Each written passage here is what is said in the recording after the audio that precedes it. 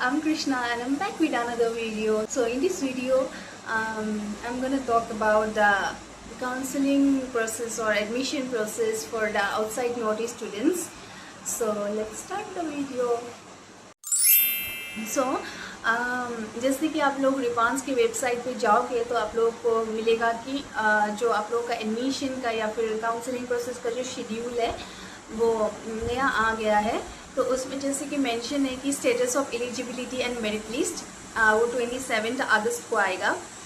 सो उस दिन आप लोगों को पता चल जाएगा कि आप लोगों ने जिस भी कोर्स के लिए रिपांस में अप्लाई किया है आप उसके एलिजिबिलिटी क्राइटेरिया के अंदर फॉल करते हो कि नहीं करते हो।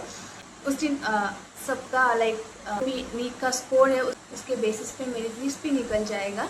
सो आप लोगों को कुछ ऐसे करके मेरिट लिस्ट देखने को मिलेगा जो कि ये वाला था 2024 का मेरिट लिस्ट था, जिसको मैंने आप लोगों की हेल्प के लिए इधर से दिखा दिया है। सो इसके बाद नेक्स्ट आते हैं ऑनलाइन काउंसलिंग। जैसे कि आप लोगों को पता होगा शायद कि ये काउंसलिंग ऑनलाइन ही होने वाला है। तो ऑनलाइन होने से ये काउंसलिंग होगा आप लोगों का 7 सितंबर 2026 को 11 बजे से स्टार्ट हो जाएगा सुबह के।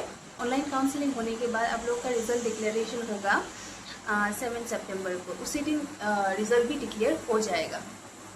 सो रिज़ल्ट डिक्लेयर होने के बाद जो जो लोग सिलेक्ट हुए हैं पार्टिकुलर कोर्स के लिए उनका भी लिस्ट निकल जाएगा।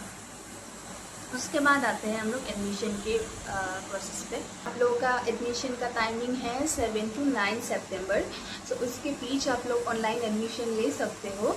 आप लोग हो सके तो उसी के भी फिजिकल वेरिफिकेशन के लिए भी आ सकते हो, लेकिन last date of joining of classes है 14 सितंबर। मतलब 14 सितंबर के पहले आप लोगों को इधर रिपांस में आके फिजिकली रिपोर्ट करना है। तो इसके अलावा भी आप लोगों से ये क्वेश्चन आ रहा था कि कौन से कोर्स में कितना सीट्स है।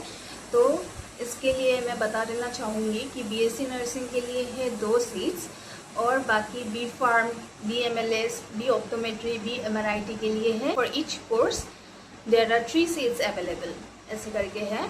तो इस बार जैसे कि आप लोगों को पता होगा न्यूट्रिशन एंड डाइटिक्स भी ऐड हो गया है, तो आई थिंक उसके लिए भी कुछ सीट्स होगा। लेकिन बीपीटी के लिए आउटसाइड नॉर्थ ईस्ट से रिपांस में कोई सीट नहीं है, ये भी मैं क्लियर कर देना चाहूँगी। उसके बाद आते हैं आप लोगों को एडमिशन के दौरान या फिर फिजिकल वेरिफिकेशन के टाइम कौन से डॉक्यूमेंट्स चाहिए होगा। सो मेक श्योर कि आप लोग उसको पहले ही रेडी करके रखो। तो वो है valid NEET UG score card. दूसरा है recent colour passport size photographs, जो आपने फॉर्म फिलअप करते टाइम अपलोड किया था वो वाला होने से ज़्यादा अच्छा है। देन है class 10 marksheet and certificate. Class 10 का मार्कशीट एंड सर्टिफिकेट भी रेडी करके रखिए। एंड क्लास 12 और इक्विवेलेंट मार्कशीट एंड सर्टिफिकेट। उसके बाद है आधार कार्ड और फिर वोटर आईडी और पासपोर्ट और driving licence as identification proof.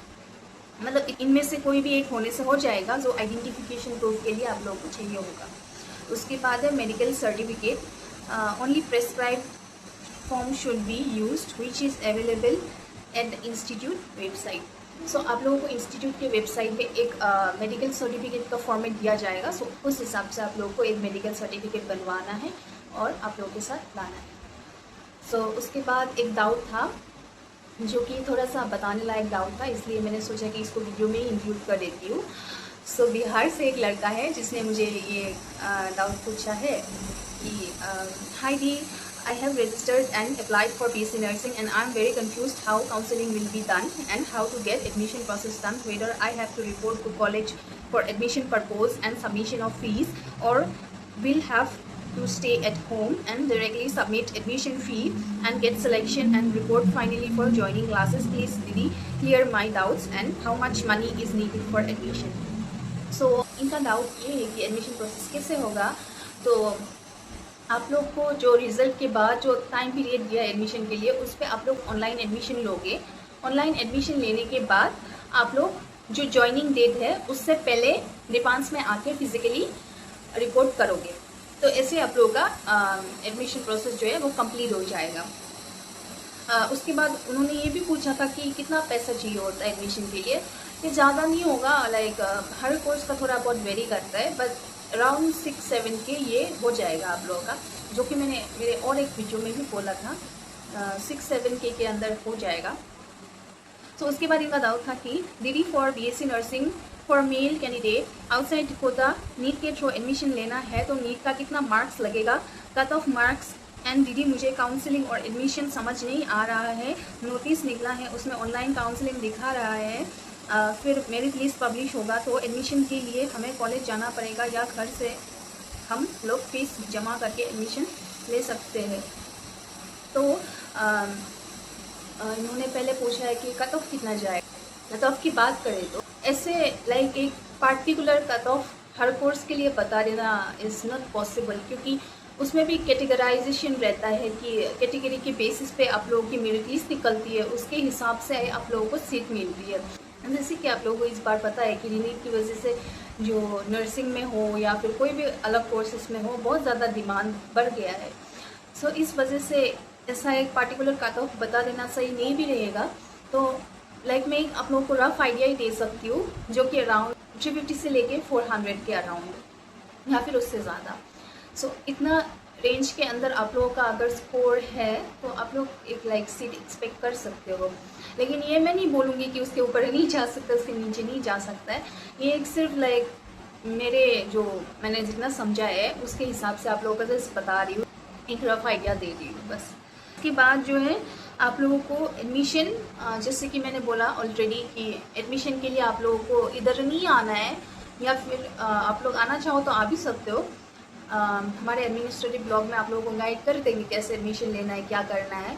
लेकिन आप लोग नहीं भी आना चाहो तो कोई प्रॉब्लम नहीं है, आप लोग घर बैठे ही एडमिशन ले सकते हो और उसके बाद ज्वाइनिंग डेट से पहले इधर आके फिजिकली रिपोर्ट कर सकते हो। सो इतना ही था आज के लिए। आई होप कि मैंने सब लोगों का डाउट क्लियर कर दिया है।